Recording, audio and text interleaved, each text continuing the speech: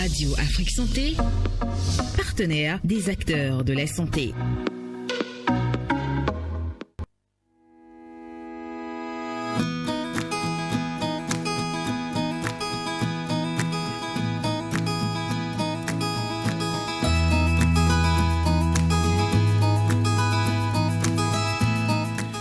Bonjour à tous et merci de prendre une fois encore le rendez-vous de votre émission Tribune Santé. Nous en sommes dans ce numéro au 4e épisode de notre série d'émissions sur les facteurs déterminants de la santé.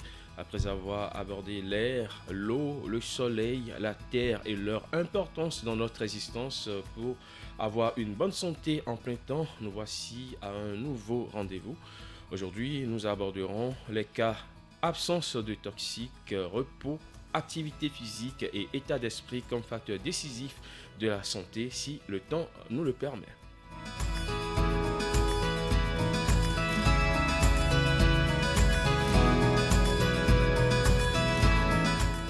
Et ce voyage au cœur de la santé, on le fera bien entendu avec notre consultant Daniel Plia. Bonjour. Bonjour, M. Emmanuel. Afro-naturopathe, phytothérapeute et diététicienne, vous êtes également la présidente du Centre de remise en santé, nutrition et naturothérapie appliquée Jean Plia, entendez CANAJP au Bénin. Madame Plia, merci d'être toujours là, c'est un plaisir chaque fois renouvelé. Merci à vous également. Alors, lors de la précédente émission, nous avons abordé le soleil et la terre comme facteurs décisifs de la santé. Un petit rappel avant de poursuivre. Voilà, la dernière fois, nous poursuivions notre conquête de la santé et on a largement décortiqué la terre, le soleil, l'importance de ces facteurs que Dieu nous a mis à disposition et que nous devons gérer intelligemment parce que notre santé en dépend. C'est des facteurs décisifs et nous allons en aborder d'autres aujourd'hui. Alors aujourd'hui, pour commencer, nous choisissons l'absence de toxiques comme facteur décisif de la santé. Très bien. Absence de toxiques et le nom, le titre même, l'annonce, le prévoit, c'est donc de vous parler aujourd'hui de tout ce que Dieu, l'environnement nous a mis à disposition dès le départ. Il n'y avait pas de toxiques. Il y avait un ordre naturel qui se mettait en place de manière, comme je vous l'ai expliqué la dernière fois, le processus minéral, végétal, animal, microbe. C'est une organisation scientifiquement élaborée qui permet donc vraiment de maintenir la vie dans des bonnes conditions. Et donc, ce que nous sommes en train de dire, c'est très important. La science fait des progrès, la science évolue et c'est une très bonne chose. Aujourd'hui, on a pu contrôler des grandes épidémies, des maladies qui étaient vraiment liées donc, à l'existence de microbes. Entendons-nous bien, il ne s'agit pas de dire que non, il ne faut pas lutter contre les microbes. J'ai bien dit, on les contrôle. Mais l'hérésie de penser qu'on peut détruire, la preuve, regardez, est-ce qu'on n'a jamais été aussi puissant dans le principe d'aseptisation, de protection de notre environnement et malgré cela, des virus résistants ont pu se mettre en place. C'est tout simplement pour vous dire que notre corps est fait pour résister et que nous devons mettre en place, c'est parce que les facteurs ne sont pas forcément respectés que la santé s'installe. Parmi ces facteurs, il y a les toxiques. Que l'homme, comme je dis, c'est l'animal savant. L'animal savant, vous verrez rapidement un animal non savant, les animaux à quatre pattes, nous sommes dans la verticalité, nous sommes debout, donc nous sommes des animaux évolués. L'homme est devenu savant, mais savant au prix de détruire maintenant ce qui est bon pour lui. L'homme est le seul animal qui arrive à se donner à lui-même ou à créer autour de lui des choses qui se détruisent. Et ça, il est dans l'objectivité et dans la sincérité de le dire, les combats qui sont menés, on en a parlé la fois dernière, les Monsantos, les OGM, comment on est en train de détruire notre terre, on est en train de détruire la planète, les pétroles, le déverser dans les mers, tout ce qui a comme catastrophe naturelle, parfois, et il faut le dire, provoqué par l'homme. L'absence de toxiques dans l'environnement, parce que ces toxiques vont jouer sur notre santé. Comment ? Je vais vous donner quelques chiffres. Vous savez que aujourd'hui, le taux de CO2, vous savez, on a tous fait un peu de chimie, hein, le CO2, c'est le gaz carbonique. Le taux de CO2 atmosphérique, depuis près de 100 ans, a augmenté d'environ 75%. Alors qu'à l'époque, on disait 10% de CO2. Aujourd'hui, ils ont tous les appareils qui permettent de le calculer. Oh, une modification quasi instantanée à l'époque des temps géologiques. Est-ce que vous savez qu'aujourd'hui, tant pour le coton que pour le soja, 91% des surfaces cultivées le sont d'ores et déjà avec des plantes génétiquement modifiées, OGM. Le débat est encore en cours, on en parle. 81% des surfaces cultivées le sont d'ores et déjà avec des plantes génétiquement modifiées. Sachez que les grands instituts nationaux de la santé au niveau mondial affirment que nous avons aujourd'hui plus de 200 familles chimiques de pesticides et pas loin de 10 000 formulations commerciales, c'est-à-dire validées et qu'on met dans les aliments et dans les produits que nous utilisons autour de nous. Le tout destiné bien sûr à rejoindre notre environnement. Et le monde, je le dis, a commencé sans l'homme et il s'achèvera sans lui. Mais l'homme s'évertue à le détruire. Et il y a une grande auteure, elle s'appelle Rachel Carson. C'est une américaine. Elle est morte en 1964. Le 16 juin 1962, déjà, vous voyez, hein, ça fait 60 ans. Cette dame, elle est un génie, mais c'est une journaliste qui s'est intéressée donc aux problématiques de la santé. Elle écrivait dans l'hebdomadaire New York Times les extraits de son livre. Et ça, je vous invite à aller chercher ce livre, Le Printemps silencieux. Un livre qui a suscité un grand fracas lors de sa parution en librairie quelques mois plus tard. Elle a dressé un tableau implacable de l'impact sur l'environnement et la santé humaine, de l'utilisation inconsidérée des pesticides, l'insecticide DDT en particulier. DDT, si je dois vous dire le nom, c'est compliqué. C'est le dichloro-diphényl trichloroéthane. Oubliez ça, DDT. Les lobbies de l'agroalimentaire ont réagi violemment à ce livre, comme aujourd'hui encore. Je vais en revenir tout à l'heure.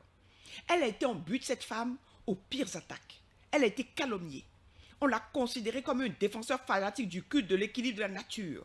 On l'a appelée de femelle hystérique et émotive. Ce qui n'empêcha pas son cri d'alarme de susciter un puissant écho. Ça a été lu par des millions de personnes. Si vous ne faites pas partie de ces millions de personnes, allez courir, cherchez ça sur Internet. Vous allez trouver le printemps silencieux. C'est-à-dire que ça fait des ravages, mais en silence. Elle a fait, c'est un ouvrage choc qui a eu des retombées considérables. Elle a fait des questions environnementales un enjeu de société. C'est à partir d'elle que les mouvements écologistes se sont mis en place aux États-Unis et en Europe pour réagir parce que c'était comme une bombe qu'elle lançait. Un enjeu de société et a largement contribué à l'interdiction du DDT aux États-Unis en 1972, soit 8 ans après la mort de Rachel Carson. Comme quoi il faut militer pour des causes. Et c'est pour ça que je dis, la radio santé doit accompagner la santé, mais en disant la vérité. Pas en cajolant, en faisant semblant. Nous devons dire, surtout nous en Afrique, nous sommes là souvent, nous consommons, mais nous ne sommes pas suffisamment avertis de tout ce qu'on nous envoie. Donc, elle en a parlé et je veux dire de ça, du bisphénol. Près de 10 000 formulations commerciales. Mes chers auditeurs, entendez. Et ces expressions commerciales, nous les avons dans tout. Ça nous inhibe complètement. Dans l'alimentation, dans les produits de beauté. Vous avez compris pourquoi je vous dis encore une fois, revenez au naturel. Des colorants, des additifs, des édulcorants. Notre environnement alimentaire et extérieur est jonché de pesticides et de toxiques. Aujourd'hui, quand moi j'ai commencé à militer en tant que naturopathe, j'ai eu à attaquer les bouillons cubes. On reviendra là-dessus. J'ai milité, je me suis fait éjecter des plateaux de télé et même de certaines radios parce que j'avais le courage de dire que le bouillon cube, c'est un toxique et c'est un destructeur du corps. Et je le redis et le combat continue, je ne me tairai pas parce que je vois les ravages que ces petits cubes que vous prenez, personne ne vous explique ce qu'il y a dedans, personne ne vous décortique ça, on reviendra là-dessus, c'est terrible.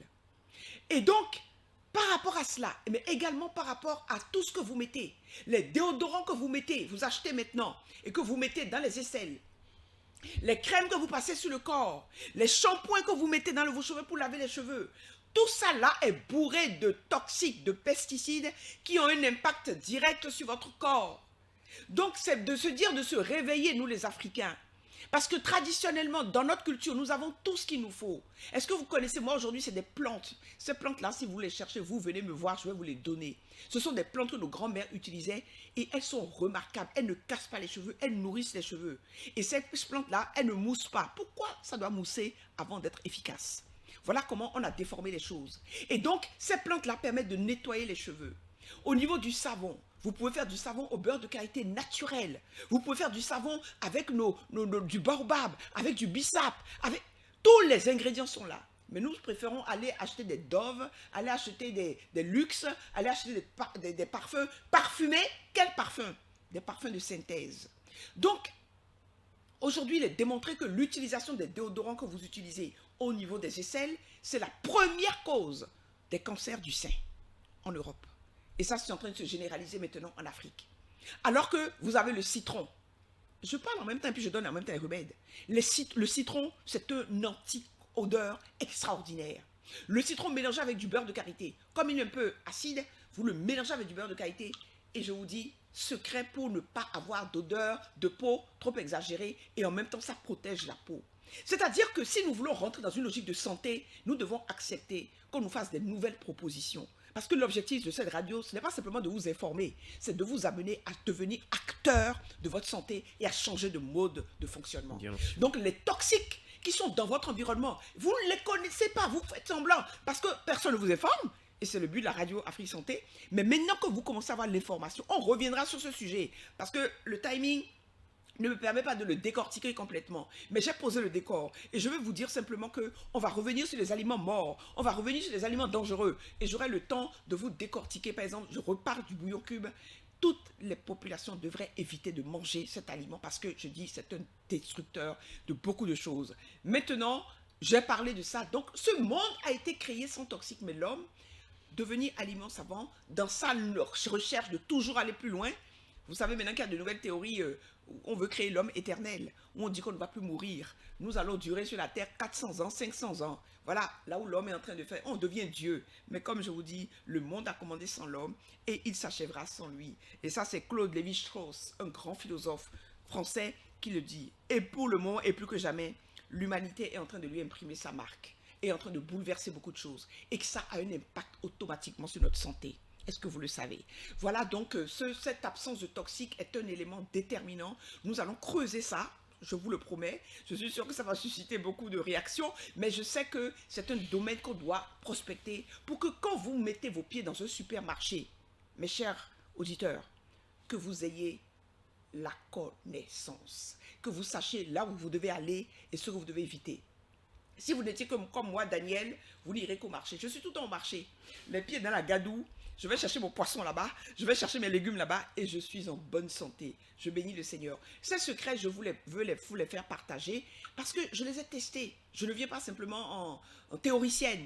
Je les ai pratiqués. Je vous raconterai un peu l'histoire de Jean Plia prochainement pour que vous découvriez pourquoi je suis aujourd'hui une amoureuse du corps et de la santé. Donc, Monsieur Emmanuel, on vient de synthétiser et de dire que ce facteur décisif est important et nous allons revenir. L'absence de toxique, ça s'annonce un peu plus vaste. On va y consacrer une émission entière, comme vous l'avez promis. C'est promis à nos amis auditeurs. On y reviendra de façon plus détaillée.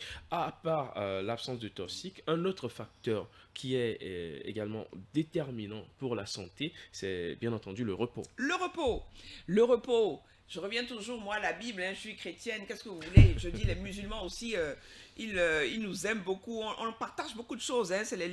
Nous sommes les religions du livre, donc les juifs, les musulmans, nous nous rejoignons. Et ils sont d'accord avec nous. Quand Dieu a créé le monde, là, il a regardé ça de loin. Dieu vit que c'était bon et il s'est reposé le septième jour. Merci, frère Emmanuel. Il s'est reposé le 7e jour. Le repos. Facteur décisif. Je te pose la question, cher auditeur, quelle est la qualité de ton repos? Quel sommeil tu as? On en a parlé la fois dernière, tout à l'heure, je parlais de l'eau, de l'air, l'importance.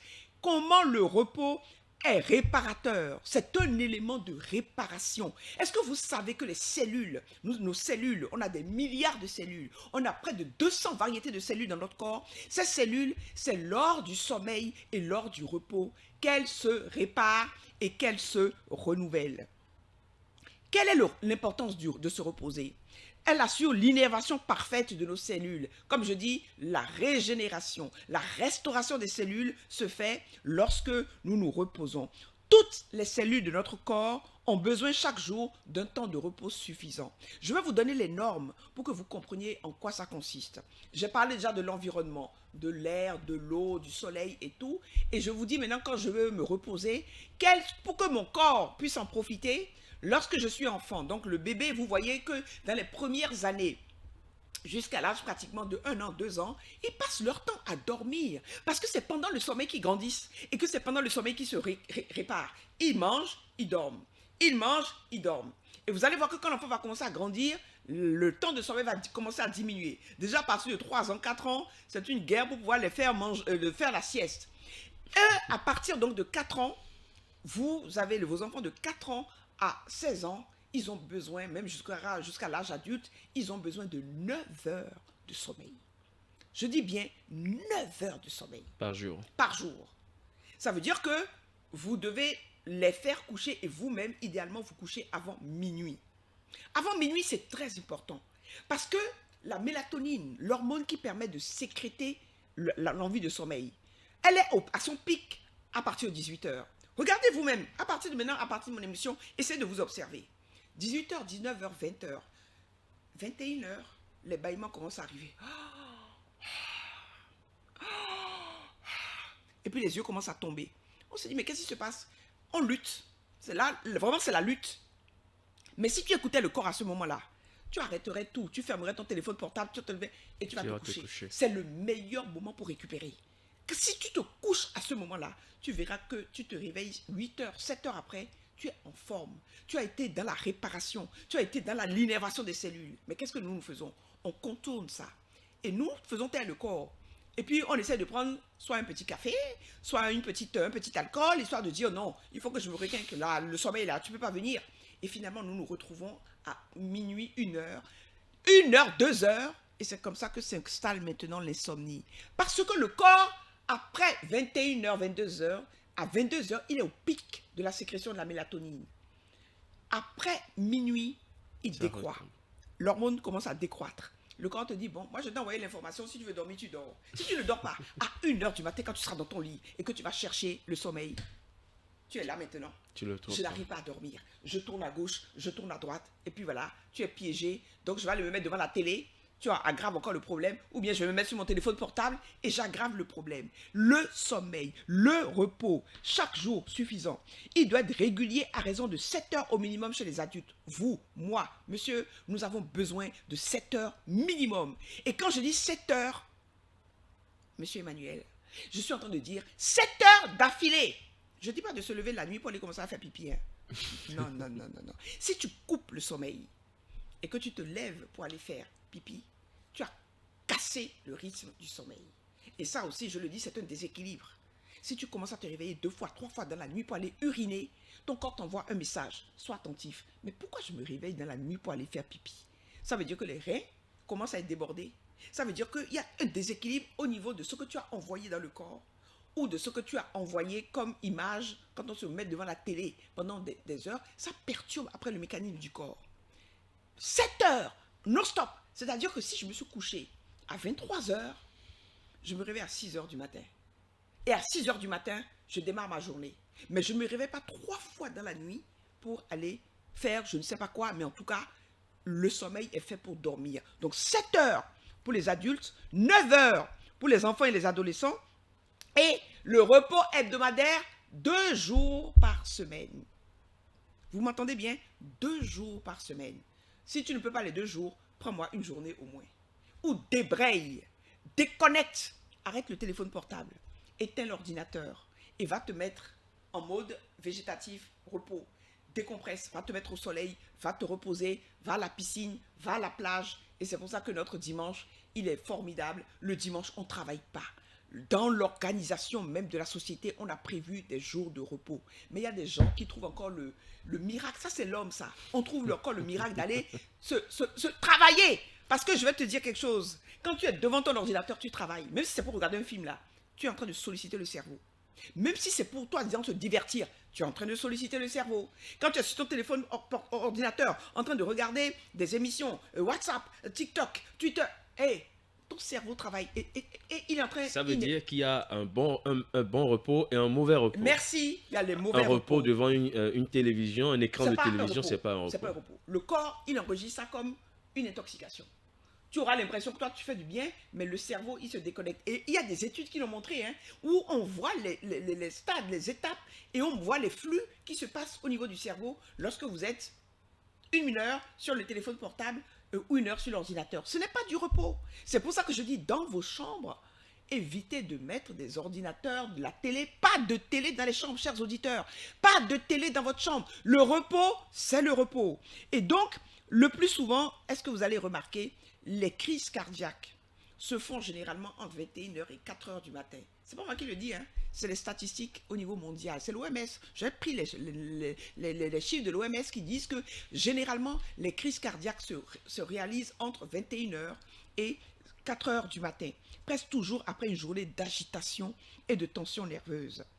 Et je cite un passage de la Bible. Vous savez, j'ai mon livre, j'en parle et on va vous le montrer également, que j'ai écrit et je m'en inspire parce que les informations sont là, vous allez aller en profondeur. Vous pouvez citer le titre. Santé et longévité par l'alimentation au regard de la Bible et même des textes religieux. Parce que je cite le Coran, je cite les religions comme le confucianisme, le bouddhisme et tout, qui ont des conseils mais extraordinaires pour la santé du corps. Toutes ces religions, c'est pour le bien de l'homme. Donc, ce livre, il est disponible et le sous-titre, c'est « Les aliments dangereux et les aliments remèdes ». Et je passe en revue tout ce que je dis aujourd'hui. Il a été préfacé par Monseigneur Adjou du Bénin, mais il est disponible et vous pouvez le commander et vous le lire. Vous serez vraiment édifié par tout ce que je donne comme information. Donc, je me sers de ça vraiment pour vous donner les informations, pour que vous compreniez que le repos est quelque chose d'essentiel, que nous avons besoin de nous reposer et que les grandes vacances, je termine par ça, cher Emmanuel, nos grandes vacances, je vois tellement de cadres qui sont là, on leur donne des vacances. Non, mais moi, je n'ai pas besoin de prendre des vacances. Le temps de repos est essentiel et facteur de santé et de longévité. Alors, nous venons d'aborder 2 facteurs décisifs de la santé, c'est-à-dire l'absence de toxiques et le repos. Avant d'aborder les activités physiques et l'état d'esprit, je vous propose de faire un tour à la régie et c'est sur le titre « A Natural Woman » de Aretha Franklin. Looking out on the morning rain, I used to feel so uninspired. And when I knew I had to face another day, Lord, it made me feel so tired. Before the day I met you, life was so unkind. You're the key to my peace of mind.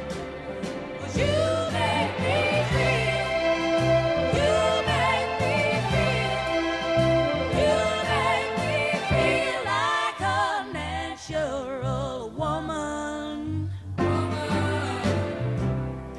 When my soul make me feel, you make me feel like a natural woman. Retour dans ce studio après cette pause musicale sur un air de A Natural Woman de Aretha Franklin. Avant la pause, on était avec Danielle Plia, présidente du Centre de remise en santé, nutrition et naturothérapie appliquée Jean Plia Entendez, Cana JP au Bénin. Avec elle, on abordait quelques principaux facteurs décisifs de la santé. On a parlé de l'absence de toxiques comme facteur décisif de la santé. On a parlé de repos comme facteur décisif de la santé. Nous allons continuer cette fois-ci en parlant de l'activité physique comme facteur décisif de la santé, Madame Plia. Oui, cher Emmanuel, nous allons donc continuer notre prospection dans la bonne santé et la conquête des facteurs décisifs. On a abordé déjà l'absence de toxiques, le repos. Et maintenant, je veux essayer de vous parler de l'exercice physique dans la nature. Je précise, dans la nature. Vous allez me dire, mais pourquoi je précise dans la nature? Oui, parce que c'est cet exercice physique-là qui a du sens. Ça n'a rien à voir si vous faites de l'exercice physique dans une salle et quand vous le faites dehors, dans la nature. Je vais vous expliquer. Le corps est fait pour le mouvement et l'être. Un corps qui ne bouge plus n'a plus de vie. Un corps qui n'a plus de mouvement n'a plus de vie. Il faut, ça c'est la première chose. Deuxième chose, je ne confonds pas l'exercice physique et l'activité physique. Sportive, si vous voulez. Il y a une nuance. Quand je marche, je suis en train de faire de l'exercice. Je dois marcher, je n'ai pas le choix. Quand je me baisse, je fais une activité. Je suis juste en train de exercer le corps. Se baisser, se lever, bouger, soulever. C'est de l'exercice et on vit avec ça. Ça, ce n'est pas ce dont je suis en train de parler aujourd'hui. Ce dont je suis en train de parler, c'est une activité. Et quand on parle d'activité sportive ou physique, c'est une activité. C'est pour ça qu'on parle d'activité. Ce n'est pas un exercice. L'exercice, c'est quand je m'abaisse, c'est quand je me lève. L'activité, ça devient une tâche à temps plein sur un laps de temps donné, où je pousse le corps sur une activité qui va lui faire du bien. En l'occurrence, je vais aller courir. Pendant 30 minutes, je suis en train de faire une activité sportive ou physique. Je vais faire du vélo. Pendant 30 minutes, je suis en train de faire une activité qui va renforcer mon état de santé et me permettre de me prémunir contre certaines maladies. Donc l'exercice physique n'est pas la même chose que l'activité physique. Vous voyez la nuance? C'est très important. Quand je fais même la marche, voilà l'erreur que beaucoup d'entre vous faites. Je me lève, je vais me mettre sur le stade de l'amitié ou je trouve un endroit et je vais marcher ou à l'Étoile Rouge. Vous le voyez les week-ends, les gens en train de marcher. Même dans la marche là, il y a marcher et marcher comme je dis. Il y a la manière de marcher tout en respirant. Si tu t'exerces à la vraie marche, la marche c'est un sport. Mais il y a des codes. La manière dont je dois marcher pour que le corps puisse en profiter, c'est ça qui devient l'activité physique et sportive. Je vais vous donner l'exemple d'un monsieur. J'étais en train de coacher une association de retraités. Ils m'ont appelé pour pouvoir leur faire un peu de coaching sportif. Et donc, on a commencé, et au départ, je demande un peu au groupe, ils étaient une cinquantaine, qui a l'habitude de faire du sport. Le monsieur me dit, il a parlé, donc chacun a dit, et puis lui, il me dit, madame, je fais du sport, je marche 1 heure minimum par jour. Waouh, génial. Je dis, mais vraiment, vous êtes un grand sportif? Il dit, oui, madame, et ça, je suis fier.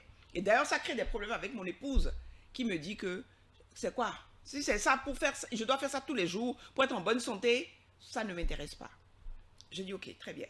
Là maintenant, moi je ne vais pas vous faire de la marche. Nous allons faire juste des activités, une activité sportive. Vous ne bougez pas. Vous restez sur place et je vais vous montrer des activités à faire qui vont permettre donc de régénérer et de réparer votre corps. Je vous assure, chers auditeurs, au bout de 10 minutes d'activité, ce monsieur qui était soi-disant un grand sportif et qui marchait tous les jours 1 heure, il a commencé à avoir le vertige. Il m'a dit, madame, je vous en prie, je ne me sens pas bien. J'ai le vertige. Et il est parti s'asseoir. Il n'a pas pu continuer l'activité.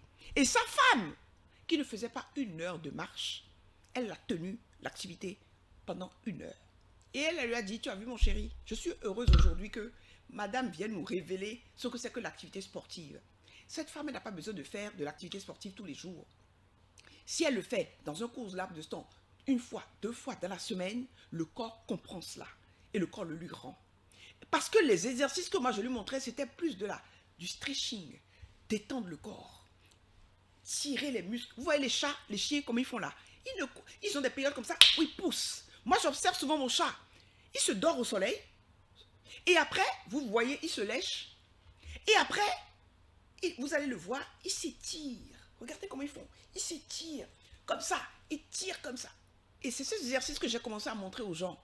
Comment vous tirez sur les muscles pour éviter l'arthrose. Comment vous devez bouger. Comment vous devez vous accroupir. Ne pas s'accroupir en se penchant, mais s'accroupir en descendant. C'est des exercices activité basique que j'ai commencé à montrer et le vertige est installé. Ça veut dire que le corps n'a pas eu, avec toutes les marches qu'il a eu à faire, à se régénérer. Sinon, tu ne peux pas être en train de faire ça et avoir le vertige.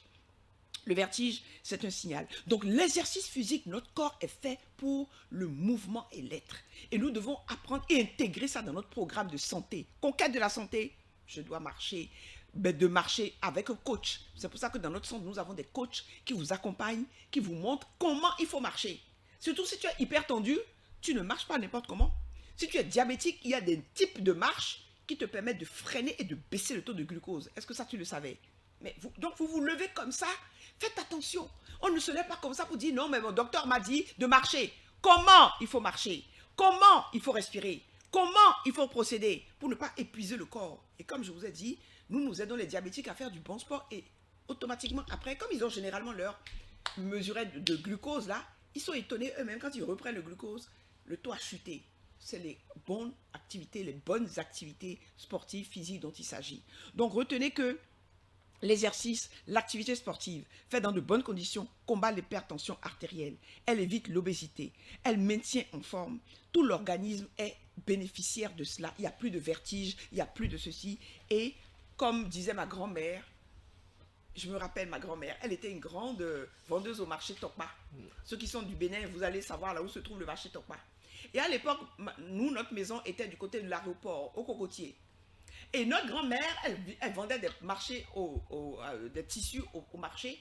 Et maman, parfois, voulait la faire venir à la maison et lui disait, bon, je vais t'envoyer le chauffeur venir te chercher. Et elle répondait à ma maman, chauffeur, avec quoi? Mais mes deux médecins sont là, mon pied droit et mon pied gauche. Et notre grand-mère marchait de Tokma à pied, monsieur Emmanuel, pour venir jusqu'au Cocotier. Elle est morte à 99 ans, tonique, en bonne santé. Nous avons tout ce qu'il faut pour être en bonne santé. Donc vous voyez mes chers auditeurs, l'intérêt de l'exercice physique. Pensez et faites de la même manière. Ce n'est pas la même chose de faire de l'exercice que de faire une activité physique, sportive qui va réparer le corps. Parce que quand vous le faites dans la nature, c'est la même chose que je vous expliquais tout à l'heure en vous disant que si vous êtes dans une salle et nous sommes en Afrique, ça c'est mon palabre ça. Les blancs là, les Européens, ils ont créé les salles de sport à cause de leur environnement. Parce qu'il fait froid. Il faut vraiment être fou. Alors qu'il fait moins 20 degrés, pour commencer à te mettre dehors pour dire que tu joues les héros et commencer à courir. Tu vas te frigorifier. Le climat va te mettre down. Pour pallier à ça, ils se sont dit, on ne va pas s'empêcher quand même de faire du sport. Ils ont créé des salles de sport où tu vas faire du sport. Mais ils savent très bien que ce n'est qu'une panacée. Ils ont 8 mois d'hiver. Donc, pendant ces mois d'hiver, salle de sport, salle de sport, salle de sport. Mais regardez comment ils fonctionnent. Ils sont intelligents. Ils savent que dès qu'il fait chaud, eux tous sortent. C'est la natation, c'est la voile, c'est le dehors, toutes les activités de plein air. Ils sont champions dans ça. L'activité dans la nature. Mais nous, les Africains, copier-coller. Nous allons prendre maintenant des salles de sport. Nous voulons les ouvrir au Bénin, en Côte d'Ivoire, en Afrique. Alors que nous avons la nature, banjo, comme je dis, en fond là, on dit banjo, c'est-à-dire fata, gratuit, qui est là. Ce n'est pas la même chose. Tu récupères 4 fois plus vite lorsque tu vas faire ton jogging ou ta marche en pleine nature que lorsque tu le fais dans une salle. Même si elle est propre et tout, c'est climatisé, c'est chauffé, tu n'as pas la même qualité d'air. N'oubliez pas l'importance de l'air qui est un vrai aliment. Parce que quand tu es dans ce mouvement à la nature, tu respires du bon oxygène, 26 000 litres d'oxygène par respiration et tu libères le gaz carbonique qui est automatiquement transformé. Donc, l'exercice, l'activité physique, Dieu l'a voulu et ce corps qui n'en fait pas, il est voué également à se dégrader et à vieillir avant l'âge. Alors, nous venons d'aborder l'activité physique pour maintenir le corps en bonne santé, mais on dit souvent un esprit sain dans un corps sain. Wow.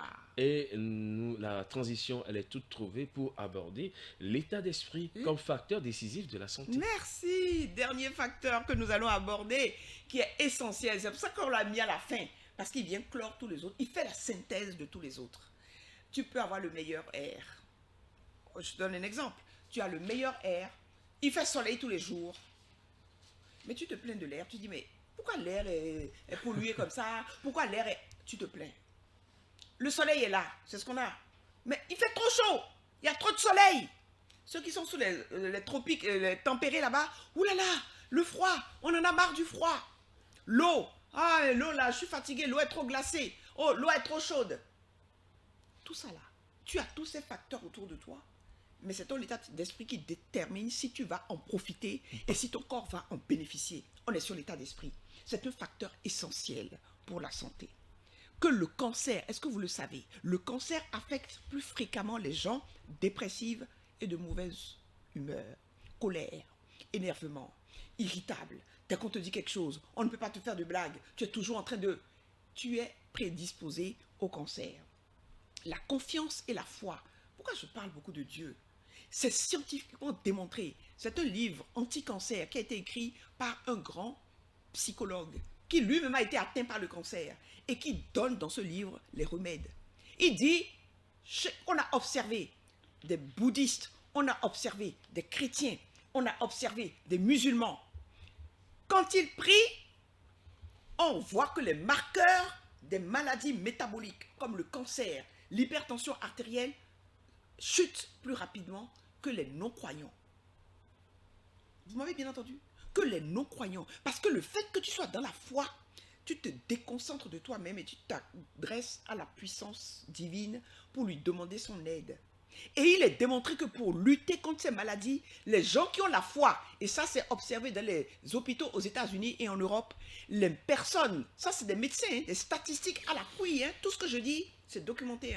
Si vous me cherchez les sources, je vous les trouve. On montrait que lorsque quelqu'un prie, il est hospitalisé. Vous êtes hospitalisé, on vient de vous faire une opération grave, et même avant l'opération, le fait que vous priez, ça prédispose le corps à mieux supporter l'opération. Quand vous quittez la salle d'opération et que vous allez dans votre chambre, les personnes qui ont leur chapelet à la main, qui prient, ont une meilleure capacité de récupération et de cicatrisation des zones opérées que les personnes qui ne croient en rien. Parce que quand vous ne croyez en rien, vous ne comptez que sur vous-même. Or, le corps a déjà reçu des agressions. Et finalement, vous ne vous aidez pas parce que le mental ne vous aide pas. Or, un mental qui est connecté à Dieu fait que vous puisez dans la source divine pour pouvoir réparer votre corps. C'est scientifiquement expliqué. Donc, la confiance et la foi en Dieu sont des facteurs qui jouent sur l'état d'esprit. Parce qu'au lieu de te plaindre, tu viens de subir une opération, on découvre que tu as le cancer, tu rentres dans la peur.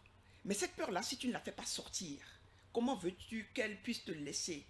Elle va encore engranger un feu. C'est un engrenage. Vous êtes dans un engrenage et cette peur va créer d'autres peurs et c'est la peur qui va créer le cancer en plus de tous les facteurs qui viennent se rajouter. L'homme doit avoir conscience qu'il est surtout un être spirituel, que tu le veuilles ou non. Et souvent je dis aux gens, quand tu ne crois pas en Dieu, en qui tu crois? Au diable. Tu crois quelque chose forcément qui est contre Dieu. Le Dieu, c'est le bien par excellence. Si tu ne crois pas en lui, tu crois peut-être en ton argent, tu crois peut-être en ta voiture, tu crois peut-être en tout ce qui va te faire du bien. Et il y a un passage de la Bible qui le raconte. Un homme, il a tout gagné, il était riche à profusion. Il a monté ses greniers, il les a remplis de blé, de maïs, de sorgho, de mil. Il s'est dit, oh, je suis devenu riche. Ah, maintenant je vais m'endormir, je vais dormir, je vais m'amuser et je ne travaille plus et je vais jouir de ce bien. Pendant qu'il dort la nuit, il a un rêve. Dieu lui dit, ah, tu veux profiter vraiment de ça? La nuit, cette nuit même, je prends ta vie. Je prends ta vie cette nuit-là même. Il a tenu sa tête, il dit, c'est pas possible. Dieu dit, les biens que tu as là, au lieu d'aller les offrir aux pauvres, quand tu as eu tes greniers riches là, tu allais appeler les gens, venez, on va manger, tu distribues. Ça va te faire du bien à ton mental et tu vas voir que tu vas durer. L'état d'esprit est quelque chose de fondamental. Nous sommes des êtres spirituels. Réaliser le divin en nous, le transposer et le vivre sur tous les plans, moralement, mentalement, psychologiquement et psychiquement, c'est des facteurs de bonne santé. Dieu, même quand il a créé le monde, j'en parlais tout à l'heure, qu'est-ce qu'il a fait? Il a regardé, il dit, il vit que c'était bon. Combien de fois dans ta journée tu dis tout va bien? Ou tu viens d'avoir une mauvaise nouvelle et tu dis pourtant tout va bien. Ton compte en banque est vide et on te demande comment tu vas. Tu fais, mais ça va. Le fait que tu dis ça va là, ça va voir, tu vas voir que ça va avoir un impact, c'est spirituel, ça va impacter ton activité et l'argent va rentrer. Au lieu d'être dans la litanie des saints, de plaindre. Oh non, non, non, rien ne va plus. Si c'est au Bénin, Talon. Si c'est en Côte d'Ivoire, Ouattara. Si c'est chacun est en train de se plaindre. C'est le président qui a tout fait. Le président n'a rien fait. Tu as la capacité d'aller à l'encontre de tout ce qui est négatif autour de toi et de prendre position et de dire tout va bien. Et je sais que si je change mon état d'esprit, le foie, le premier qui prend votre colère, c'est lui. Les intestins, est-ce que vous savez que les gens qui sont constipés, la première cause des constipations, l'une des causes en tout cas préalables des constipations, c'est l'état d'esprit. En naturopathie, on nous montre que l'anus est l'œil de l'esprit. Les gens qui sont constipés, c'est des gens généralement qui ont trop de soucis dans la tête. Les problèmes d'ulcères, vous le savez, c'est les colériques, c'est les nerveux, ou c'est des gens qui refoulent. Quelque chose t'a fait mal, au lieu de le dire, tu es là, tu gardes ça pour toi et tu fais semblant. Non! Si tu as un stress, sors-le. Il faut qu'il sorte. Et ça, le stress, les stress dans les entreprises, le stress dans les couples, le stress dans la famille, c'est parce que ça là, ça manque, l'état d'esprit positif. L'état d'esprit positif ne veut pas dire annuler le problème. C'est de regarder le problème autrement. Tu le regardes et au lieu de voir le côté négatif, tu regardes le côté positif. Et tu dis, tout va bien. Quand tu dis tout va bien, ça veut dire en fait, ça va aller. Je ne regarde pas l'échec que je suis en train de voir actuellement. Je ne vois pas la difficulté, je ne vois pas la colère, mais je vais transcender cela. Nous allons revenir sur ça lorsque nous allons parler du système immunitaire, où je vais décortiquer le principe du stress, de la colère. Mais sachez que chaque fois que votre état d'esprit n'est pas positif, il est plutôt négatif, vous êtes autant pessimiste, vous vous plaignez de tout, vous n'êtes jamais content, vous n'êtes jamais heureux, malgré tout ce qu'on est en train de faire, vous détruisez votre santé, vous activez votre mort et surtout vous devenez détestable, tout le monde vous fuit. Oh celui-là, si on s'approche de lui, il est toujours en train de se plaindre. L'état d'esprit est forcément, l'estomac, le foie ne fonctionne plus normalement, le sang s'épaissit, les hypertensions, c'est des pics de colère, des pics de tension qui vont déclencher cela. Donc, l'état d'esprit est fondamental pour la santé mentale, psychique et même pour le corps. Voilà, et je vais finir en vous citant un passage de la Bible, Siracide 30, versets 23 à 25, qui recommande « Chasse la tristesse, car la tristesse en a perdu beaucoup. Elle ne saurait apporter de profit. Passion et colère abrègent les jours. Les soucis font vieillir avant l'heure. À cœur généreux, bon appétit. Il se soucie de ce qu'il mange. » À bon entendeur, salut mes chers auditeurs.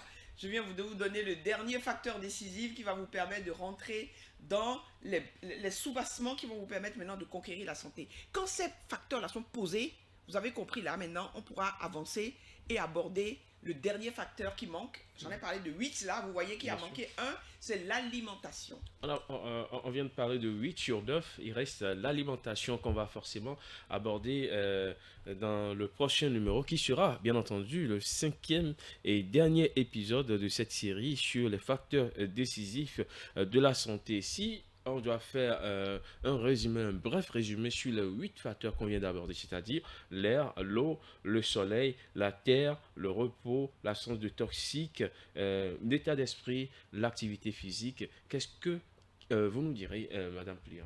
Qu'est-ce que je veux dire? Je crois que dans mon développement, j'ai suffisamment donné des exemples. C'est pour ça que j'essaie toujours de rendre ça très pratique, pour que vous voyez ça dans votre quotidien, que c'est des facteurs que beaucoup d'entre vous ignoriez, qui avaient un impact sur votre santé. Parce que personne ne vous l'a jamais expliqué. Aujourd'hui, vous venez de découvrir quelque chose. Vous êtes rentré dans le monde de la connaissance qui vous permet de savoir que tous ces facteurs-là sont là. L'eau qu'on ne respecte pas, l'air dont on ne se soucie pas, la terre que nous bafouons nous-mêmes, le soleil que nous fuyons, le repos que nous fuyons en disant « Non, je suis fait pour travailler, il faut travailler, il faut travailler ». L'activité sportive que d'autres minimisent ou que d'autres exagèrent, mais en le faisant de mauvaise manière. Et enfin, l'état d'esprit sont des éléments clés. Je dis, si je ne peux, pour rentrer dans ce studio, il y a une porte. Mais la porte, elle peut être la plus belle du monde. S'il n'y a pas une clé ou une serrure qui me permet de rentrer dans le studio, je ne pourrai jamais rentrer. Je viens de vous donner les premières clés. Les clés qui vont vous permettre de rentrer dans le monde de la santé. Nous sommes en train de faire les premiers pas dans le monde de la santé. Et on va continuer cette prospection parce que vous rentrez dans un univers qui est extraordinaire, qui est multiforme, qui est polyforme et dans lequel vous allez voir que nous sommes faits pour le bonheur, pas pour la maladie. Nous sommes faits pour le bonheur. À très bientôt. Voilà, nous venons d'aborder 8 facteurs décisifs pour aller à la conquête de la santé. Il en reste un seul. Il s'agit de l'alimentation que nous annonçons pour le dernier numéro. Mesdames, Messieurs, merci de nous avoir suivis. J'étais en studio avec Danielle Plia, afro-naturopathe, phytothérapeute et diététicienne. Elle est également la présidente du Centre de remise en santé, nutrition et naturothérapie appliquée, Jean Plia, entendez Canajipé, au Bénin. Merci pour toutes ces explications. Chris Guézo Ariano était à la réalisation. Au micro, votre humble serviteur Emmanuel Crépy. Surtout, restez à l'écoute de Radio Afrique Santé. Ne l'oubliez pas, la santé est notre richesse que Dieu nous a donnée. Nous devons la conserver. À très bientôt pour un nouveau numéro.